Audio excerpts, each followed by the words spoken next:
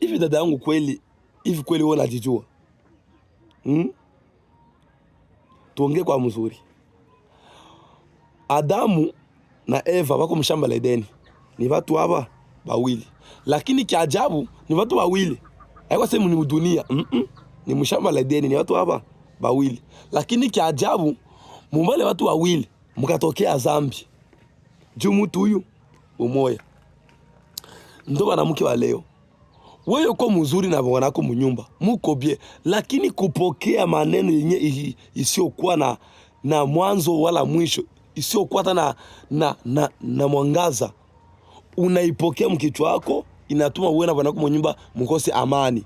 Acha na vile mama yangu, dada yangu, kama uko na fiancé, hata pokea kila neno yanatoka mkino. Rafiki yangu akwambia, oh fulani mie halinitongozaka, oh fulani mie hivi na hivi, mwambie kutongozaka. Sasa ni wakati yenu wewe naye, na hiyo wakati sasa ni mie naye basi.